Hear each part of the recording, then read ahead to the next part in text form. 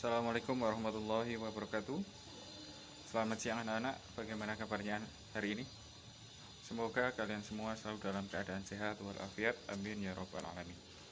Baik, untuk pembelajaran kali ini kita akan belajar tentang beriman kepada qadha dan qadar. Ya, beriman kepada qadha dan qadar Allah Subhanahu wa taala.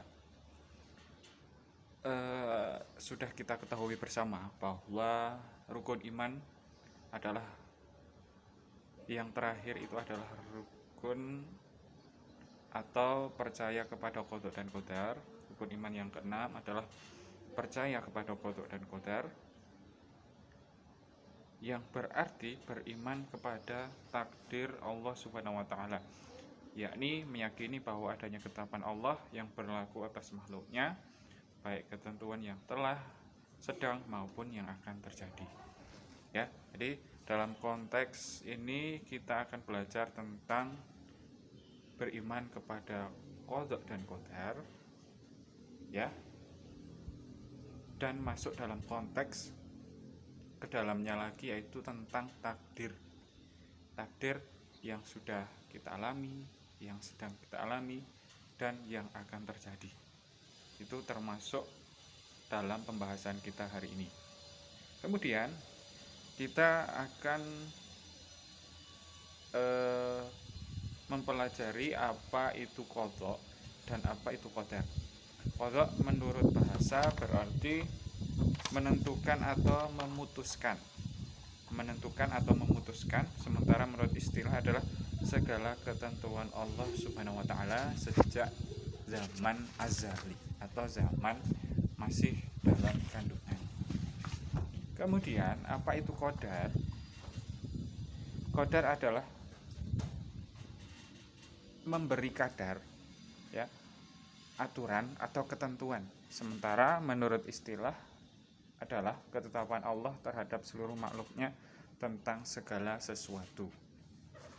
Ya, qadha itu dari zaman azali, sedangkan qadar itu berasal dari aturan, ketentuan yang memberikan kadar kepada seluruh makhluknya. Nah, itu beberapa pengertian tentang qadha dan qadar. Nah, sekarang kita belajar tentang apa itu takdir, ya.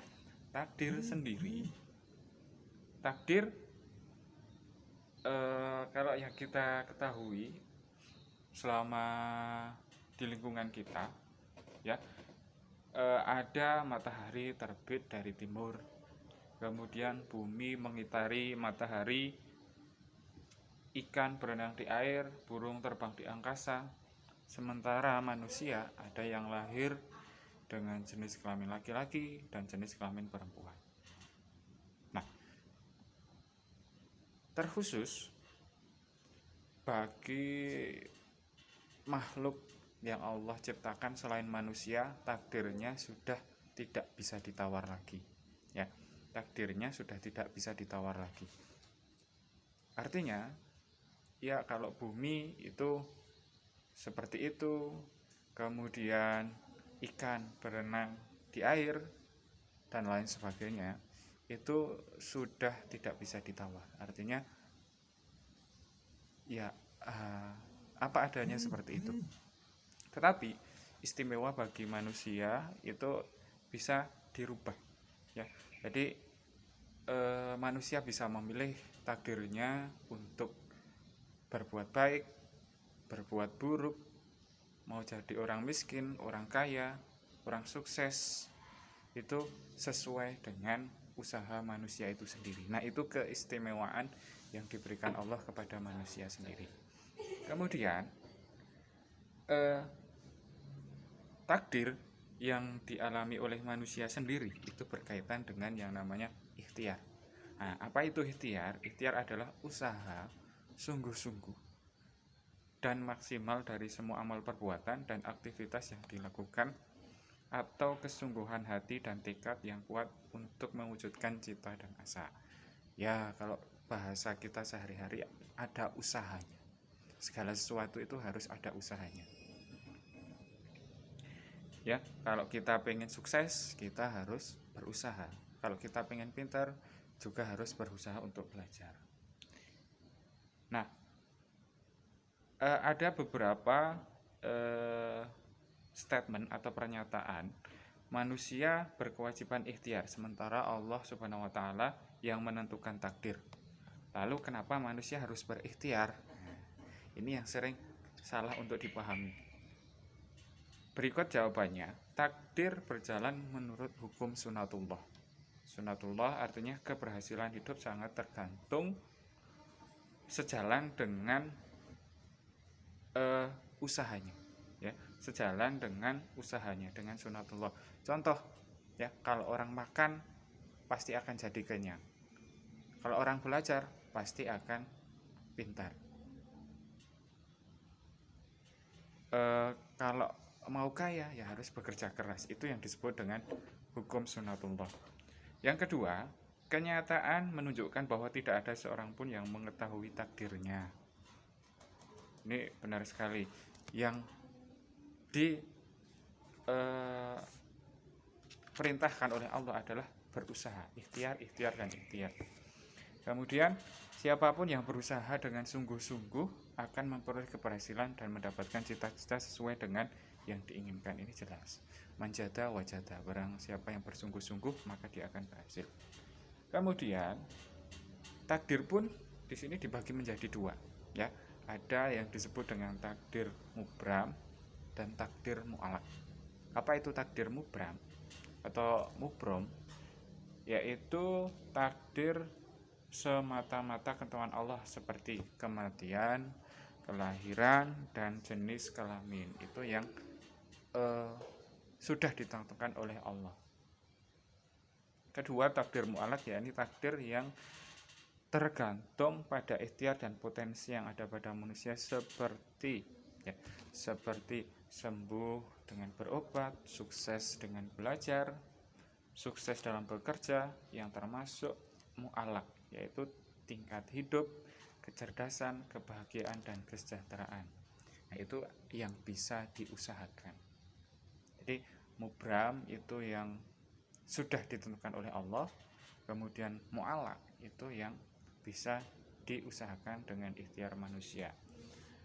Kemudian manusia sudah berikhtiar secara sungguh-sungguh tetapi gagal juga. Nah, ini ada rahasia Allah di dalamnya agar kita tidak menyia-nyiakan amalan yang sudah diikhtiarkan. Di segala sesuatu itu pasti ada hikmahnya. Kemudian di samping ikhtiar kita juga harus berdoa. Ya, berdoa. Melalui doa ini, jadi apa yang sudah kita lakukan harus kita sandarkan pada Allah. Kemudian tawakal. Tawakal artinya menyerahkan segala urusan setelah dibarengi dengan usaha atau ikhtiar tadi. Ya, karena sebaik-baiknya keputusan itu ketika sudah kita serahkan kepada Allah. Jadi apapun hasilnya kita tidak akan kecewa. Kalaupun berhasil juga kita tidak akan ria, kalaupun belum berhasil kita juga tidak akan kecewa. Itu yang disebut dengan tawakal. Begitu untuk materi pembelajaran hari ini. Untuk selebihnya anak-anak silahkan nanti bisa menceritakan, ya, menceritakan, kemudian ditulis di buku tulis anak-anak semua. Target hidup seperti satu pekerjaan. Kira-kira anak-anak pengen jadi apa, kemudian usahanya untuk meraih pekerjaan itu seperti apa. Kemudian berkeluarga, ya.